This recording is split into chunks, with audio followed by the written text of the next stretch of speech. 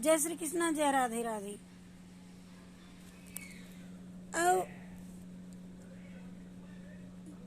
द्विधा चतुर्विद्या ये यन्य जल स्थलन भोक्सा कुशला कुशला मिश्रा कर्मणा गतस्विमाम। संसार में चर अचर भेद के दो प्रकार के प्राणी कहलाए जाते हैं तथा जरायुध, अंडज और स्वेदज, और उद्भिज भेद से चार प्रकार के कहलाए जाते हैं। इनमें जलचर, थलचर एवं आकाशचारी जितने भी प्राणी हैं सबके शुभ अशुभ मिश्रित कर्मों के अनुसार फल हैं। कि जैसे एक हेमकुंडल नाम का वैश्य बड़ा धर्मनिष्ठ परोपकारी न्याय के द्वारा धनोपार्जन करने वाला, सबके साथ समान भाव रखने वाला, कुबेर के समान धन रखने वाला, व्यापार से जीविका चलाने वाला था।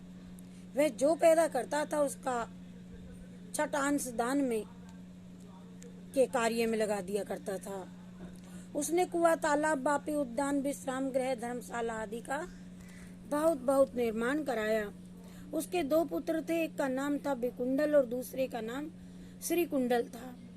उस धार्मिक हेमकुंडल को कुछ समय बाद दिव्य गति प्राप्त हो गई और पिता के चले जाने पर दोनों पुत्र कुबेर के समान वैभव को पाकर के मदमस्त हो गए और धन का दुरुपयोग करने लगे। नित्य नई पोशाक बनवाते, नित्य नए आभरण बनवाते तथा नित्य नई सवारियों पर पसंद करते आना जाना सवारियां मंगाया करते थे। नित्य नई वेश्याओं के साथ में नाच गान किया करते थे। मद्यपान करना तो उनका एक ऐसा साधारण स्वभाव ही हो गया था। मदमत्त मित्रों की गोष्ठी में वे जुआ का खेल भी होने लगा था। पैसा आने का तो कोई मार्ग नहीं रहा और कुमार्गों में पिता की कुबेर जैसी धन संपत्ति का उन्होंने नाश कर दिया। कर्मों का निर्माण की उनका मरण भी दुर्मरण हुआ, जो कि एक को व्याघ्र ने खा लिया और दूसरे को सर्प ने डस लिया। मृत्यु के बाद उन दोनों को यमराज की संयमनी राजधानी में उपस्थित होना पड़ा और यमराज कहते हैं, चित्रगुप्त जी आप इन दोनों का पुण्य पाप का लेखा बतलाइए।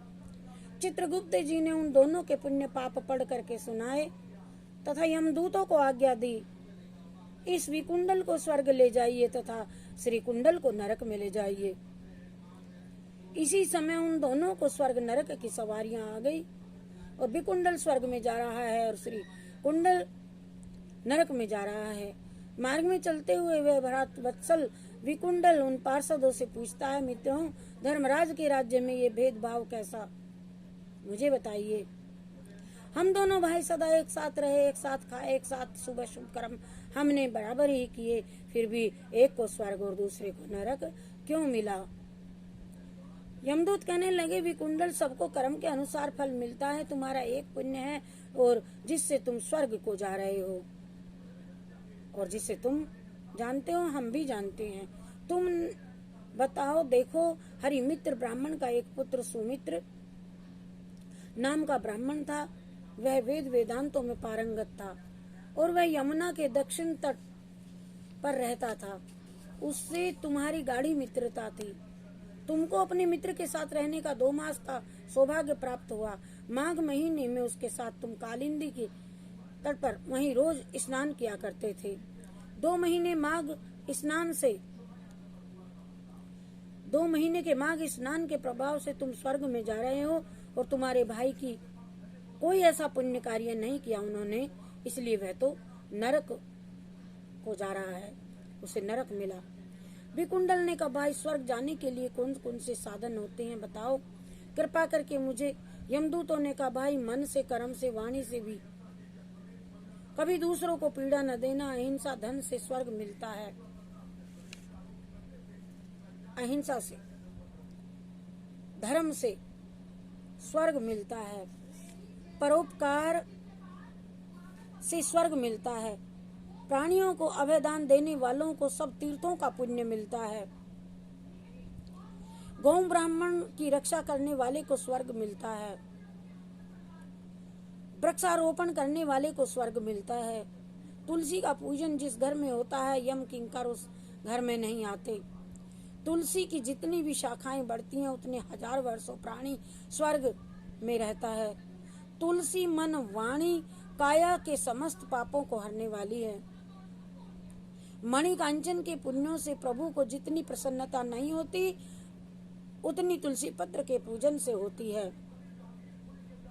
अतः हे वैश्य नमः शिवाय इस मंत्र से शिव पूजन करने वाले भक्त शिवलोक में निवास करते हैं। शिव भक्ति तो करते हैं और विष्णु से द्वेष करते हैं, इस प्रकार के व्यक्ति नरक यातना भोगते हैं।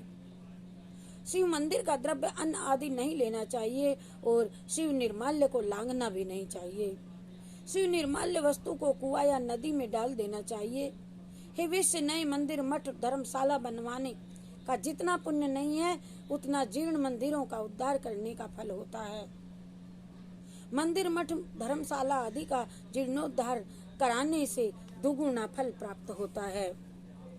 हे विकुंडल अपने द्वार पर आए हुए अतिथि से यदि कोई ऐसा कहता है नास्ति मेरे पास कुछ नहीं है चले जाओ, तब वह अतिथि उसके पुण्य को लेकर के चला जाता है। भाई जो अक्रोधी है क्षमा सागर है तथा सदा दाक्षिण्य युक्त है तथा सदा भूत दयान्वित है, जो धर्म गुप्ता तथा दूसरे के धर्म की रक्षा करने वाला है, जो दूसरे की वस्तु को तिलमात्र भी लेना नहीं चाहता, ऐसा पुरुष सर्वगामी स्वर्ग का गामी होता है। इस प्रकार स्वर्ग के बहुत से साधन विकुंडल को यमदूतों ने बताए। दयालु हृदय यमदूत विकुंडल से कहने लगे, भाई तुम अपने पूर्व पुण्य का फल विकुंडल को दे दो तो यह भी स्वर्ग चला जाएगा। यमदूतों ने विकुंडल के पूर्व जन्म की बातें बताई, जिसको सुनकर के विकुंडल ने प्रसन्न चित्त होकर के अपने पूर्व पुण्य का दान करके भाई विकुंडल को भी उद्धार किया और स्वर्ग को गए। इस कथा का आशय केवल यही है कि कर्म के अनुकूल का ही जो कर्म करते हैं वही फल मिलता है। हरि शरणम हरि शरणम हरि शरणम हरि शरणम। कृष्णार्पणमस्तु शिवार्पणमस्तु।